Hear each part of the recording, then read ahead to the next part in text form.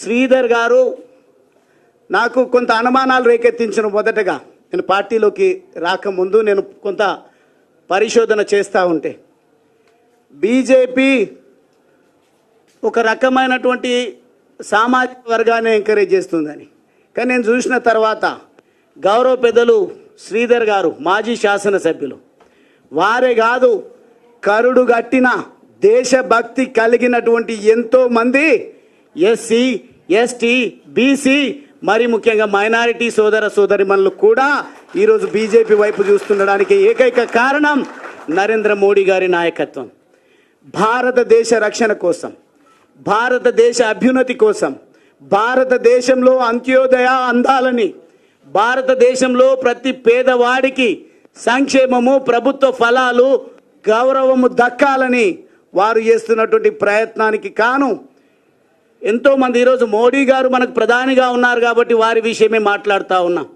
కానీ ఈ దేశ రక్షణ కోసం జాతీయ భావం కలిగినటువంటి ఎంతోమంది మహనీయులు దేశాన్ని అమ్ముడు పెట్టడానికి, తాకట్టు పెట్టడానికి, అదేవిధంగా గరీబీ పేరిట గరీబీ హటావో అనే స్లోగన్ను తీసుకొచ్చినటువంటి కాంగ్రెస్ పార్టీ దేశాన్ని అమ్ముడు పెట్టడానికి ఇంపోర్ట్ లీడర్షిప్, ఏదో బయట దేశం నుండి వచ్చినటువంటి లీడర్లను మన జాతి మీద మన దేశం మీద వారు రుద్దేటువంటి ప్రయత్నం చేస్తే ఎట్లయితే తెలంగాణ రాష్ట్ర సాధన కోసం మనకు తెలిసినటువంటి ఉద్యమం ప్రత్యక్షంగా తెలంగాణ రాష్ట్ర సాధన ఉద్యమం, తెలంగాణ రాష్ట్ర సాధన ఉద్యమంలో తెగించి పోరాడి అద్భుతంగా తెలంగాణ రాష్ట్రాన్ని సాధించుకోవడం జరిగిందో, దేశ రక్షణ కోసం దేశానికి స్వాతంత్రం తీసుకురావడం కోసం మహనీయులు ప్రధాని పదవులు కూడా అవసరం లేదు, ఒక ఆర్కిటెక్ట్గా ఉంటాం, భారతదేశాన్ని కాపాడుకుంటామని పేర్లు సందర్భం ఈరోజు వచ్చినప్పుడు మాట్లాడుతా సమయం అన్న తక్కువ ఇచ్చిండ్రు, ఎందుకంటే వారి షెడ్యూల్ కూడా బిజీగా ఉంది. కానీ ఒక్క మాట చెప్తా ఉన్నా, ఈరోజు గువ్వల బాలరాజ్ ఒక అవకాశవాది అని మాట్లాడుతూ ఉన్నారు. మొన్నటి సంఘటన మీతో పంచుకుంటాన్న, దయచేసి కొంత 5-10 నిమిషాలు నాకు సమయం ఇవ్వండి.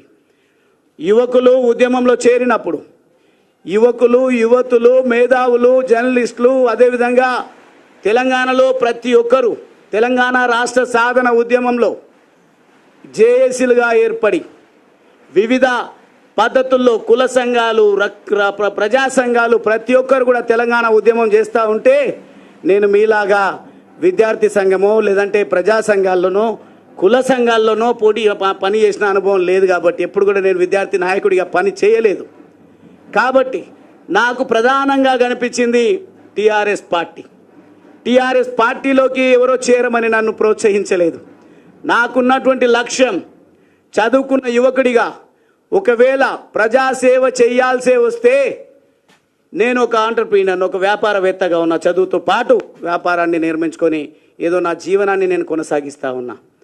కానీ నా అనుభవంలోకి వచ్చింది ఏంది అనంటే, ఎంత పారిశ్రామికవేత్తగా ఎదిగినా నా అణగారిన వర్గాలకు, నా అంటే డైరెక్ట్గా నా పైన ముద్ర వేసేది దళితుల గురించి మాట్లాడుతున్నాడు గువ్వల బాలరాజ్ అని బీఆర్ఎస్ పార్టీ ఎప్పుడైనా అవకాశం ఇవ్వాలి మాట్లాడడానికి అంటే దళితుల అంశాల విన్నే మాట్లాడాలి, లేదంటే ఎవరైనా వాళ్ళు చేసిన తప్పిదాలను ఖండించేటువంటి మాట మాట్లాడితే దళితునితోనూ మాట్లాడితే సెన్సిటివ్ అవుతుంది, బాగా మాట్లాడగలుగుతాడు అని ఆ అంశాల కోసమే వాడుకున్నారు. కానీ నా అంటే నేను ఇచ్చేటువంటి డెఫినేషన్ నిర్వచనం, పేదలు ఎవరున్నా పేదరికం నుంచి వచ్చినటువంటి వాడిగా ఒక వలస కూలి బిడ్డగా నేను పేదల సంక్షేమం కోసం పేదల అభివృద్ధి జరగాలంటే ఒక ఆంటర్ప్రినర్గా ఒక వ్యాపారవేత్తగా పెద్దగా నేను వరగబెట్టేది ఏముండదు.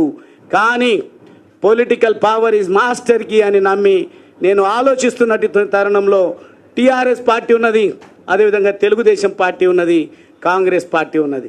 కాంగ్రెస్ పార్టీ అధికారంలో ఉన్నది, తెలుగుదేశం పార్టీ పటిష్టంగా ఉన్నది, రకరకాల మాటలు చెప్తూ.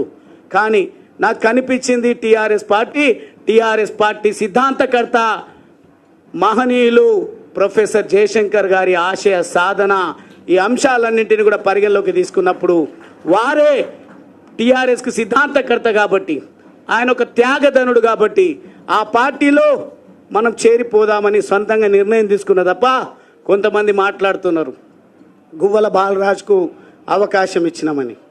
గువ్వల బాలరాజ్ అవకాశాలు వెతుక్కొని ప్రజాసేవ కోసం వచ్చిండు. గువ్వల బాలరాజ్ ఎదగడానికి కాదు అనేది ఈరోజు మీ ముందు కూడా స్పష్టం చేస్తా ఉన్నా.